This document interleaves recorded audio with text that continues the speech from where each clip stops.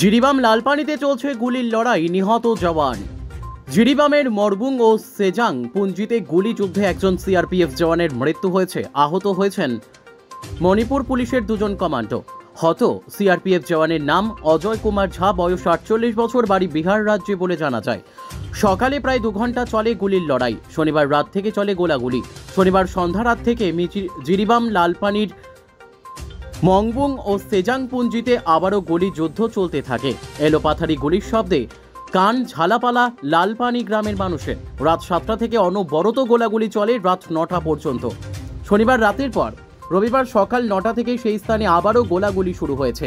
তবে এবার উগ্রপন্থীদের লক্ষ্য করে গুলি ছুড়ছে মণিপুর কমান্ডো বাহিনী। একদিকে রয়েছে মণিপুরী সম্প্রদায়ের বসতি, অন্যদিকে কুকি সম্প্রদায়ের বসতি, পাশেই রয়েছে বাঙালি সম্প্রদায়ের বৃহৎ গ্রাম লালপানি।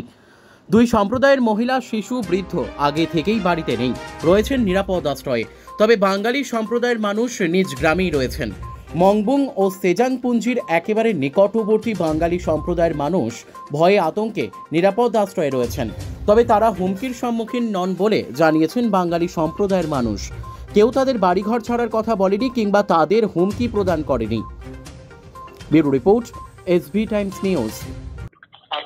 আমি এসবি টাইমস বলছি, আপনাদের মণিপুরের কি অবস্থা? বা গতকাল বা আজকে সকাল অবধি শুনলাম আমরা গোলাগুলির ঘটনা হয়েছে এবং একজন সিআরপিএফ জওয়ান নিহত হয়েছেন।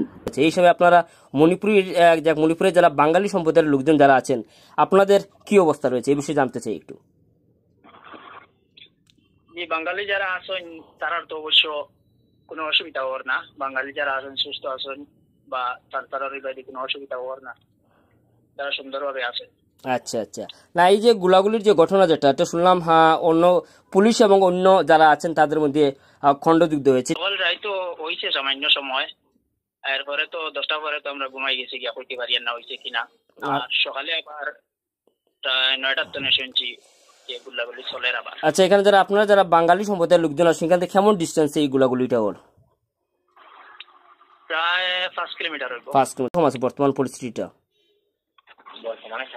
বর্তমান অবস্থায় আলহামদুলিল্লাহ ঠান্ডা আছে না, শান্তিপূর্ণ আছে বর্তমানে আছে। আচ্ছা, তো এইটাই আর কি আমরা জানতে দিলাম যে এখানে যারা বিশেষ করে বাঙালি সম্প্রদায়ের লোকজন যারা আছেন ওনাদের আর কি বিষয়ে আর কি জানার জন্য ফোন করেছিলাম। তো আপনার কথাতে মতেই বোঝা যাচ্ছে যে আপনারা যারা বাঙালি সম্প্রদায়ের লোকজন আছেন আপনারা নিরাপদ এবং আছেন এবং শান্তিতে আছেন, বা আপনাদের কোনো দল বা কোনো সংগঠন থেকে কোনো হুমকি টুমকি কোনো প্রদান করা হচ্ছে না তো? জি না। আপনারা সবাই মোটামুটি শান্ততে আছেন না? বাঙালি, মুসলমান বা বাঙালি যারা আছে, হিন্দু মানুষ সবই মোটামুটি আপনারা শান্তিতে আছেন না, শান্তিপূর্ণ আছেন। ঠিক আছে, আপনার মূল্যবানটি সময় দেওয়ার জন্য আমাদের এসপি টাইমস তরফ থেকে আপনাকে অশেষ ধন্যবাদ জানাচ্ছি যে আপনার মূল্যবান সময় দেওয়ার জন্য।